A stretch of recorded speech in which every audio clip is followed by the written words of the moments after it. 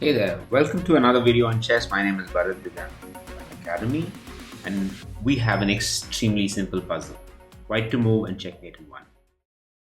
Now, anybody who's done any bit of chess here really knows the answer straight away because it has to be knight coming to d7 and delivering a checkmate.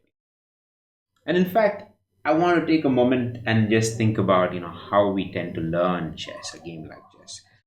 Puzzles form a very integral part of learning how to play chess, right? So nowadays we have online portals and computer assisted puzzles and all of that, which makes life easy. But growing up, I had to rely a lot on chess books. In fact, I had just one awesome chess book from which I learned pretty much everything in my chess. So in that, they would give these positions and say that, find the checkmate in one move or find the checkmate in two move. And many a times I used to wonder, like, are these positions even possible? Are they really going to happen in a game? It seems so made up that the king is stuck somewhere on b8 here, surrounded by rooks and pawns, and waiting for a knight to come here and give this check, deliver the check, and finish this game off. Right? But the answer would be very surprising. The answer is it's not made up. It actually happens in a game, just like this one. This happened in a game. And what I want you to pay attention to is to see how did this position come about? Because look at this position. I mean, white is a queen down, is a rook down. Like materially, white is decimated. But positionally, all white needs is to find this one awesome move, the smothered checkmate, a pattern that we all learn as we learn chess to see how we can figure out the checkmate in one move thanks to a knight delivering the checkmate. This was a game which happened a long time ago, and you have extra bonus points to guess who played white. So the game starts like this: e4, e5, knight f3, knight c6, bishop c4. Typically, this is where the fried liver happens. Most people might end up playing this, but not white. He plays d4, loses a pawn, and castle, then loses another pawn. Now, you could say, okay, the d pawn is something that he can totally capture back. That's true. But the game is not about capturing the pawn back, but rather mounting an attack, pinning the knight, creating a constraint, and now black has to respond. What's he going to do? The most obvious. And most people here might just move the bishop to b5, continue the game, try to mount an attack. By taking the d pawn back, but not white. He sacrifices the bishop. And you think, okay, that's like really weird. He's going to lose the bishop. And the answer is no, because there's a way in which he can capture it back. Can you find out? The answer is yes, knight c3. And look at the awesomeness of this position. The pawn would typically kill the knight, but he can't thanks to a pin on his queen. The knight would typically kill the knight, but no, he can't thanks to a pin on the king. And thanks to that, it's almost like this knight has become a daredevil attacking the queen. And not only that, any attempt to support this knight anymore is useless. Now, if knight weren't attacking it, probably white could consider moving his queen here and then eventually supporting this. But he can't do any of that. He has to just accept the fact that that knight is gone, which means the bishop sacrifice was not really a sacrifice. It was just a delayed recapture. And now he takes it with the knight, not with the rook, because then you're setting it up again for a discovered attack. So preventing that discovered attack is very important. So black has his plan, brings the bishop out. He's still one pawn up. Remember that. I mean, the knight bishop encounter is more of an exchange, and he wants to castle queenside, and everything looks hunky dory. Except white has plans. So he starts attacking the bishop because he knows that's a weakness. So if you castle queenside, I'm going to capture it with my knight and then my rook, and eventually you're going to lose one more pawn. So that advantage that black had, that extra pawn, would get destroyed. Also, the fact that this black pawn is not really protected, he could always capture it back at any point of time.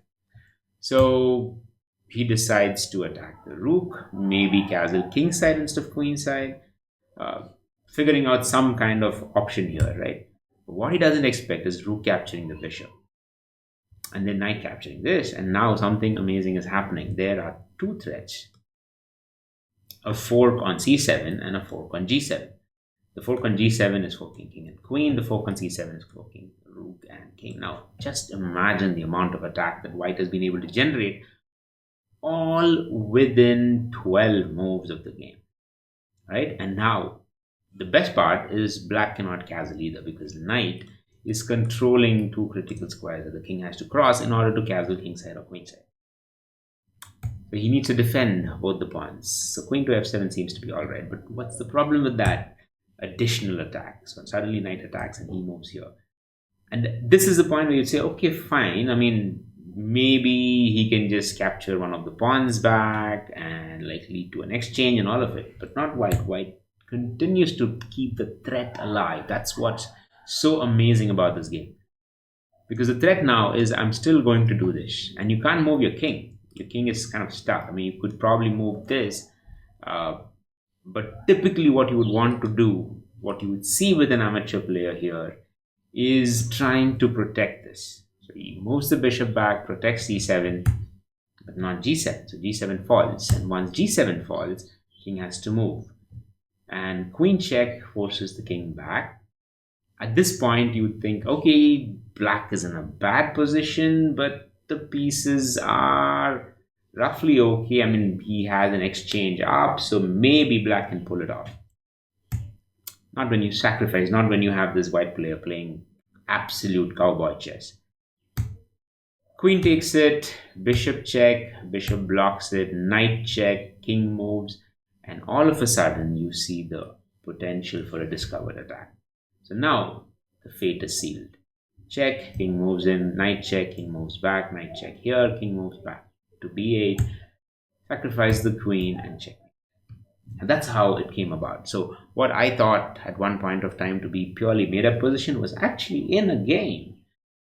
But that's not all, because when you think of the game, you wonder, why did the king come to d7? What if he had gone to d8?